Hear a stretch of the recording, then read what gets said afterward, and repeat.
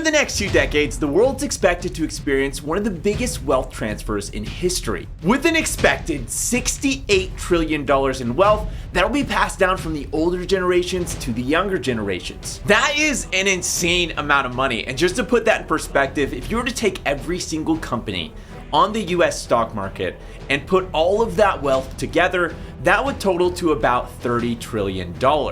Or think of it this way, if you were to equally divide up that $68 trillion among every single man, woman, child, baby in the United States, every single person would get $220,000. That means I'd get $220,000, my wife would get $220,000, all 5 of my kids would get $220,000, totaling up to $1.5 million for my entire family. Now, obviously, it doesn't actually work like that, but that's a great way to illustrate just how much money $68 trillion really is. And that's exactly why experts are hailing this as the biggest wealth transfer in all of recorded history. Now, obviously, with so much money being transferred from the older generation to the younger generation, it really begs the question, what will this mean for the crypto space? The older generation doesn't invest, doesn't own, and has no interest in owning crypto, with 94% of all crypto buyers being either millennials or Gen Z. So that's anyone from 18 to 40 years old. Now contrast that with the fact that the older generation currently holds by far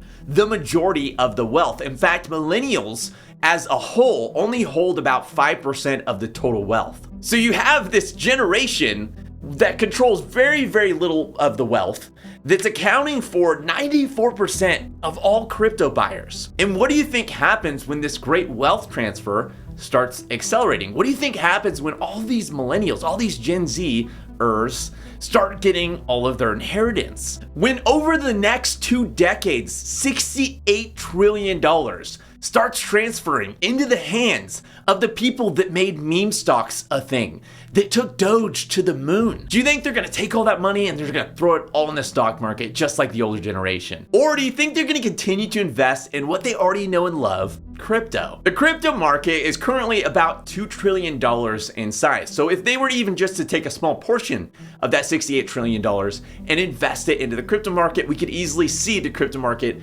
doubling or tripling from here, with the majority of that likely being held by just a handful of projects, just like it is today in crypto, where you have Bitcoin that holds, $700 billion worth of the market cap. You have Ethereum that holds $380 billion worth of the market cap.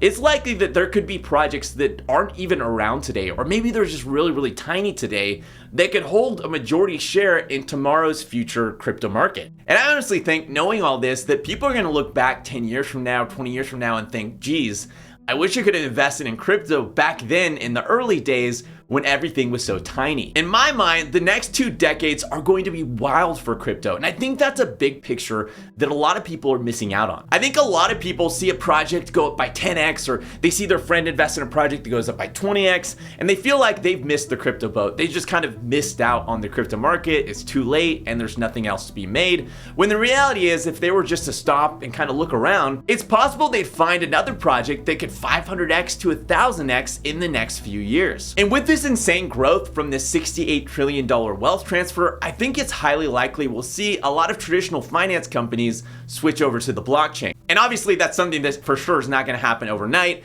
That's something that likely will take decades to happen. But just like we saw brick and mortar switch to online, just like we saw advertising switch from TV to YouTube, I think over the next coming decades, we're going to see a lot of traditional finance switch over to the blockchain. And I think they'll do that because they're just going to go where the money is. And if the younger generation would rather invest the majority of their investments on the blockchain, then in my mind, that's where traditional finance will end up at, because they're going to want to be where the money's at. And that's why when people outside the crypto space see these crazy like 500% gains or 1000% gains in the crypto space, and they think, how is that possible? That's not sustainable. It's because there's so much money that's still on the sidelines. There's still so much money that hasn't entered the space yet. And when something's really small and a lot of money is still pouring in, it's easy for it to grow leaps and bounds over time. And what's crazy is I actually have a friend who's a really successful financial advisor. What he does for a living is he manages people's money. And when I first told him about Bitcoin, he was a really big Bitcoin doubter. Like, he didn't want to get involved in the blockchain. He didn't want to get involved in crypto.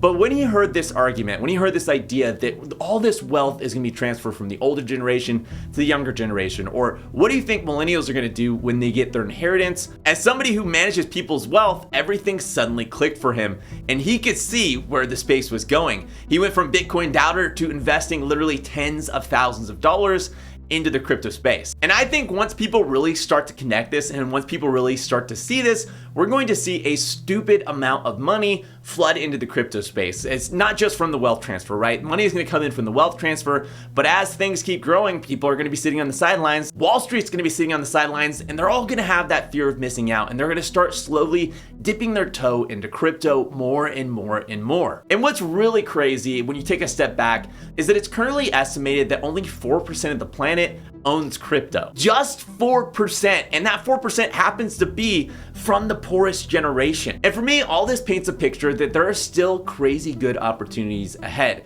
There are opportunities, or there are projects that likely haven't even been released yet.